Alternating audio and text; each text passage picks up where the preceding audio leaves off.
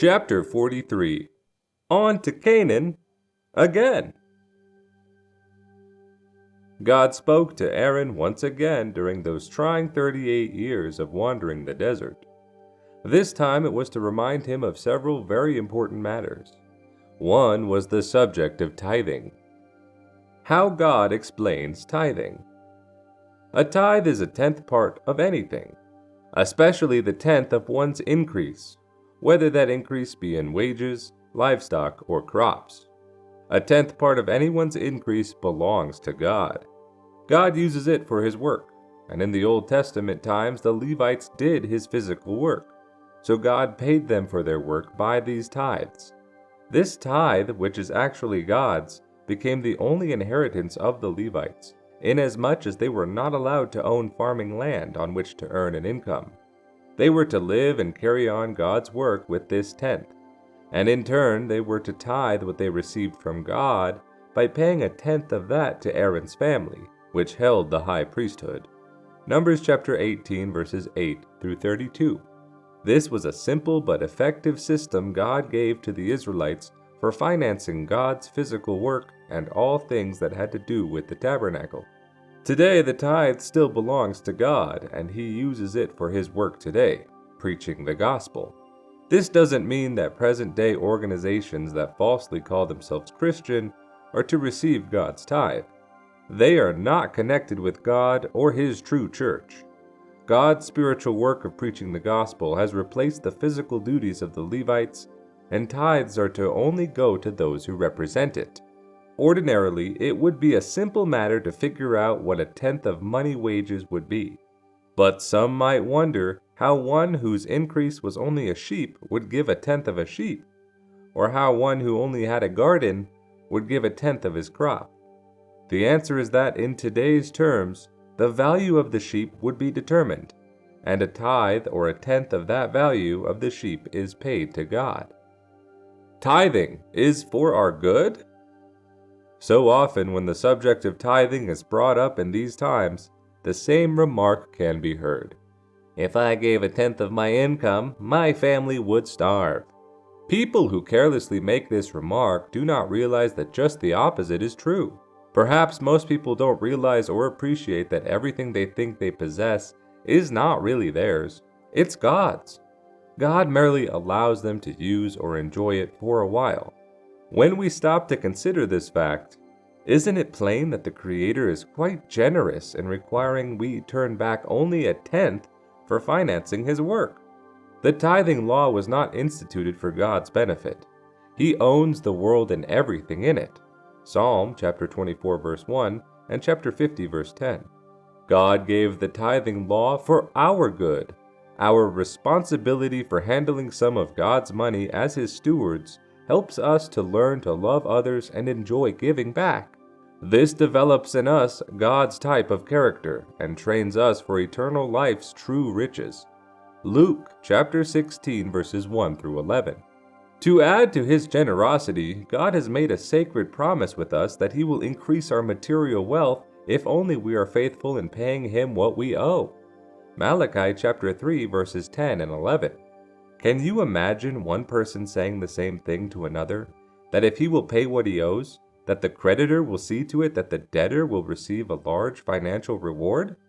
That's what God has told us in so many words. Where can one find a better deal than that? What it all amounts to is that no one can afford not to tithe. God has told us that if we don't tithe, we are robbing him. If we are robbing God, and millions of people are doing just that today, we can have no part in that financial blessing that God has decreed for those who are faithful in tithes. This doesn't mean that others may not temporarily prosper who want to have no part in God and his laws. God is allowing many wicked people to have the good things only in this life, the only life some of them will ever have. Surely no wise person will want to be in the position of such people. It's far better to prosper in this life by God's special blessing, plus living forever by the gift of eternal life in surroundings and circumstances that would show worldly millionaires' lives to be dull and miserable. Have you ever noticed that some religious organizations that don't believe in obeying God are often in such desperate need for money that they are forced to promote the principle of tithing. They use all sorts of arguments and ideas as to why people should tithe, but why they don't have to keep the 10 Commandments. In most cases, these arguments carefully avoid any mention of tithe as referred to in the Old Testament. There is seldom any reference to the reason why God established the tithe and when. That is because there is an increasing disbelief in the Old Testament. Yet these false organizations need money, and that is why they claim to teach tithing. God is the author of tithing. It began long before the time of Moses. Abraham and Jacob paid their tithes long before Moses existed. Genesis chapter 14 verses 18 through 20, Hebrews chapter 7 verses 4 through 10, and Genesis chapter 28 verses 20 through 22. Many people who believe in giving a tenth of their increase make a practice of giving it to their favorite charities or needy families. Giving to those in need is good, but that first tenth is to go to no one except God. Malachi chapter 3 verse 10. The only way that is possible is to give it to the true representatives of God, those who are in God's service in His work. On to Canaan. The next 38 years after the Exodus were spent by the Israelites wandering aimlessly and often miserably from place to place in the desert regions of the Sinai Peninsula west of the Gulf of Aqaba. The Gulf of Aqaba is a finger of the Red Sea, bordering the east side of the peninsula. There is little record in the Bible pertaining to where they camped and what they did throughout most of this time, until more than a generation later, when they started back to the northeast on the same route they had taken right after they left Egypt. During those 38 years, people died by thousands and thousands. A whole new nation had grown up. During these 38 years, God was causing the deaths of all those men who complained when the scouts returned from searching Canaan. Only their children would be permitted to cross over the Jordan and into the Promised Land. Deuteronomy chapter 1 verses 35 through 39. Several generations of livestock had long since died. Not all of the older people have died since the Israelites started out in their aimless wanderings. Some still living were Moses, Aaron, Miriam, Caleb, and Joshua. Once again, after a lapse of nearly 4 decades, the tremendous caravan of millions of marchers moved up to the city of Kadesh, from which the 12 scouts had been sent north to get a good look at Canaan. It must have been a sobering thought to the people that they were still no nearer to Canaan after plodding about for over 38 years. And looping around and around over the same country for thousands of miles. But they couldn't rightly blame God for their misfortune. If they and those who had gone before had obeyed Him, they would have arrived in safety and prosperity in Canaan almost 4 decades earlier. Miriam, the sister of Moses and Aaron, died right after Israel encamped at Kadesh for the second time. Numbers chapter 20 verse 1. She was about 130 years of age at her death. When Israel had stayed at Kadesh the first time, there was plenty of water. Conditions changed in 38 years, however. Some of the springs had dried up since, and others could not produce enough water to continue to provide for the vast needs of the Israelites and their livestock. The Israelites complain again. Shortly after Miriam's death, the water shortage became so serious that a loud complaining crowd gathered again around the tents of Moses and Aaron. "We want water! We want water! We want water!" they chanted over and over for hours.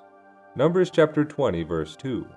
Moses and Aaron were accustomed to this sort of childish mob treatment. They hoped that the noisy crowd would tire and break up, but the situation started to grow worse. Fearing that violence might result, Moses asked Aaron to appear with him before the crowd. When the people saw the 2 leaders standing out before Moses' tent, they broke into such a loud roar of discontent that Moses couldn't make himself heard when he tried to address them. The roar finally died down, but only to give way to loud accusations from the leaders of the mob. "Why have you dragged us here to die along with our livestock?" one man screamed. "We would have been spared great misery if we had died with our brethren who died in God's plagues years ago." "What is your reason?" someone else yelled. "For stopping in this rocky sandy waste where there's no grass, no vines, no trees, and where there is only enough water to make death more painful and lingering." The crowd was angrier than Moses had realized. Officers hovered around the edges to quell any outbreak of violence, but it was plain that the officers wouldn't be capable of managing the crowd if it were to break out in a rampage. There was only one thing to do. Moses seized Aaron's arm, and accompanied by loud jeers and hoots from the crowd, the two of them hurried to the tabernacle. As soon as they entered the sacred tent, a light came from the inner room. It became brighter and brighter as Moses and Aaron bowed with their faces to the ground and made their problem known to God. "Take the rod from here in the tabernacle and go with Aaron out to the high rock that is close to the camps," God told Moses. "Call for the people to gather there to witness what will happen. Then speak to the rock, commanding it in my name to give forth water. After you have done this, there will be plenty of water that will come from this rock. There will be more than enough to take care of the needs of all the people and their animals." Moses took the rod, the one that had previously budded out to show that Aaron's family should retain the priesthood, and set out with Aaron. It wasn't difficult to attract a crowd. The murmuring mob was still milling about. It noisily followed Moses and Aaron, who were surrounded by a number of officers as they strode off to a certain tall rock that jutted up out of the sand close to the Israelites' camp. "I have become weary of this foolish mob over the years," Moses remarked to Aaron. "Again and again the people go too far with their threats and their demonstrations. It's time we show them again what great power can come through us." "I agree," Aaron answered, glancing uneasily at the mob that was closing clamorously in on them. "It would be wise to use the power through the rod more often to cause these troublemakers to have more respect for us." This was a wrong attitude on the part of Moses and Aaron.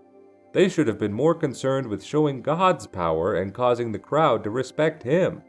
Both men had been under more strain than usual because of the death of their sister and more complaints than usual from the people. But as leaders, however, they were expected by God to exercise great control and wisdom under all circumstances. This wrong attitude continued when Moses, standing with Aaron atop the rock God had indicated, looked down with disgust on the shouting crowd. He hoisted the famous rod as high as he could hold it until the people's shouting and shrieking died down. Moses loses his temper. "Listen to me, you rebels," Moses shouted. "You have been whining and complaining about a shortage of water. Why do you complain when you know we have the power to give you water? Don't you know that we can cause this rock to open up and spew out all the water you need?" The crowd became completely silent. Thousands of eyes were focused upon Moses as he stood there on the rock, plainly etched against the bright sky. The Israelite leader was in an increasingly bad mood as he thought of all the insolence and disobedience he had struggled with through the years. Now he harbored a strong desire to, once and for all, stop their complaining by proving to them that he could, with the rod, perform any kind of miracle. God had told Moses this time to speak to the rock, commanding it through the power of the Creator to give forth water. But instead of speaking to the rock, Moses spoke unadvisedly and in anger to the people. Psalm chapter 106 verses 32 and 33. "You are only a howling mob, undeserving of water," Moses cried out. "Nevertheless you shall receive it, if only to remind you that your demonstrations are childish." God had not instructed Moses to use the rod to strike the rock. It was to be carried by Moses and Aaron as a symbol of their Levitical authority in using God's tremendous power. But Moses drew the rod back over his head and brought it down sharply on the rock. The crowd gazed in expectant silence as long moments passed, but no water came out of the rock.